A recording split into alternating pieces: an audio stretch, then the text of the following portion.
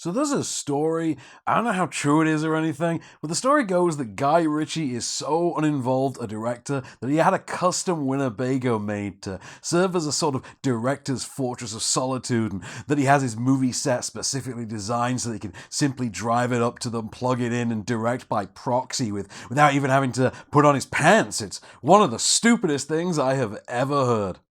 And then you see Aladdin, and suddenly that story starts to become weirdly plausible.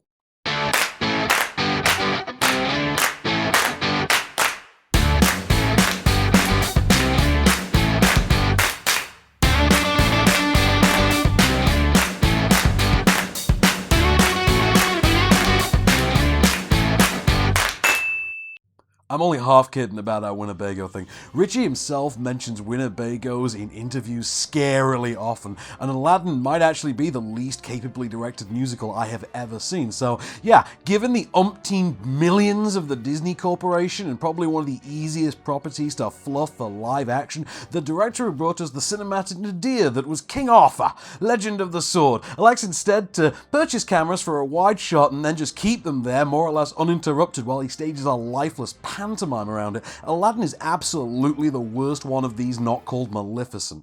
I mean, we all know the Aladdin story, right? Like, we don't actually need to recap, okay? Because, I mean, that's just as well, because as far as the writers of this are concerned, yes, you have. You remember every detail, and there's no need for them to indulge anything as minor as character introductions as a result. Really, they open this thing with an actual Arabian Nights flyby, during which every character, including the cat getting killed in the Cave of Wonders, is basically introduced silently via montage. So that's where we're at, folks, and brace yourself, because a couple minor perks aside, this thing's a dumpster fire. Let's go positive though. Will Smith's good fun, so yeah, he's partying up here as a kind of hybrid of the Fresh Prince and Hitch, a sort of master of ceremonies role that, bust this, Will Smith is actually pretty good at it. Turns out he occasionally remembers how to be a movie star, and he's great fun here. I mean, he personally is starring in a different movie to literally the rest of the cast, but at least he's fun, and also that movie that he thinks he's in, I kind of want to see that movie. Also, Naomi Scott, pretty solid star turn, even if she is saddled with one of the most misguided attempts to update a character. You know, since they started depicting the Turtles as having the personalities of NFL linebackers, it's kind of like that grade. So, Naomi Scott 1, movie 0. The standout though, actually, Nazeem Pedrad, the actress most people would probably know best from having been on New Girl, and she's not even playing an old school character. She's literally someone they've conjured up for this after realizing that Jasmine never actually spoke to other human beings in the original. Though you'll kind of wish they did the same here. I'm not gonna lie, you'll wish he spoke to no one here too.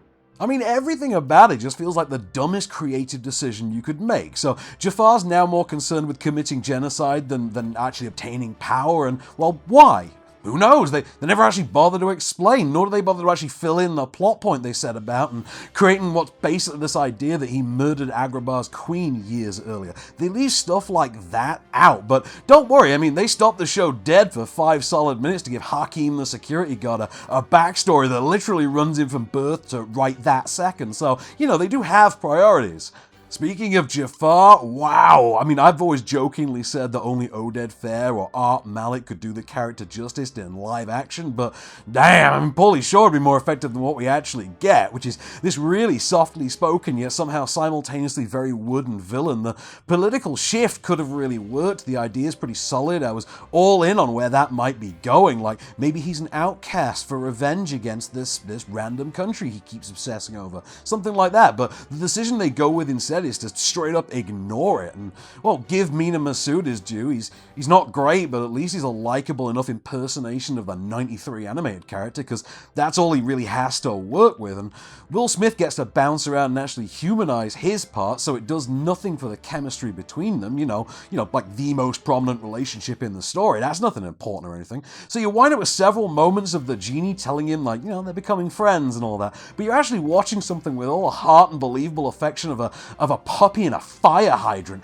and all of this would have just been about tolerable if the movie itself were any fun, but because of the production design's done no favors by cinematography that never once creates an effective sense of space or lets the costumes look anything more than garish community panto. Alan Stewart, who's the DP on this, by the way, worked on stuff like Band of Brothers and Guy Ritchie's Sherlock Holmes, so I have no explanation for why this looks the way it does. And then Ritchie's catatonic sense of framing means that you've got no sense of energy in anything, so the action beats, the musical numbers, none of them have any weight, and to cap it all off, the sound mixing's so bad that they somehow managed to drown Jasmine out during A Whole New World.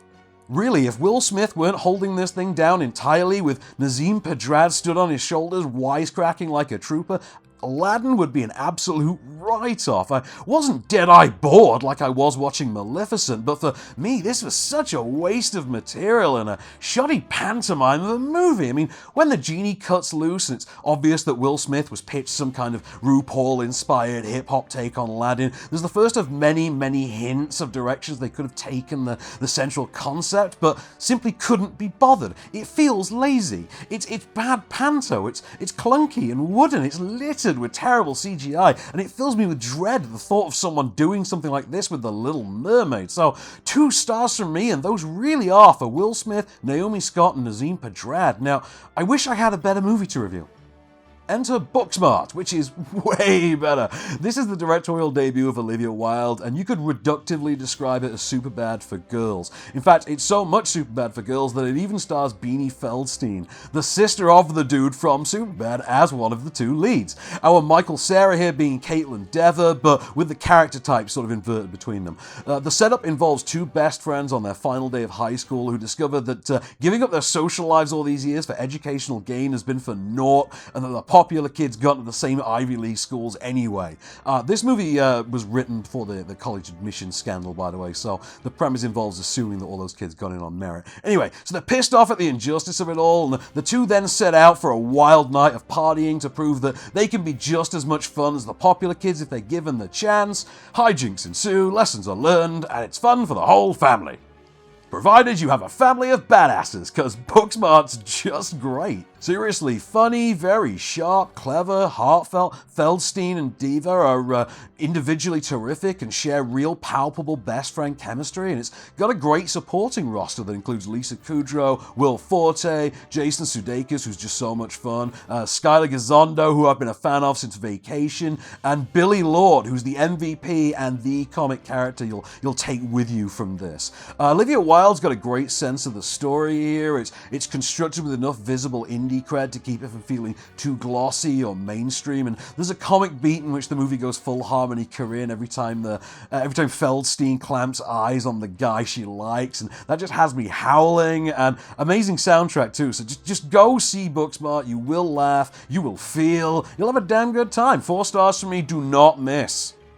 And finally, we got the documentary XY Chelsea this week, which profiles the government whistleblower Chelsea Manning as she takes us through her story of how she came to be where she is now. It's produced by Laura Poitras, who was the director on Risk and Citizen 4, and it absolutely has that same kind of feel at times. Very slickly built up tension and suspense, elements like that. Where this starts to come undone, though, is in building those and then diverting to focus on irregular and disproportionate intervals on Chelsea's own ongoing emotional turmoil that's only exacerbated once she's absolutely flamed on Twitter for failing to understand that, well, people get pissed off pretty easily on Twitter.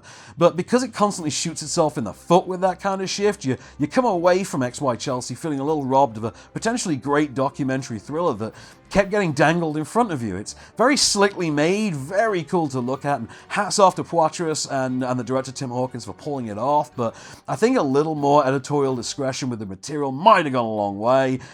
2 stars, it's never dull, but it is trying.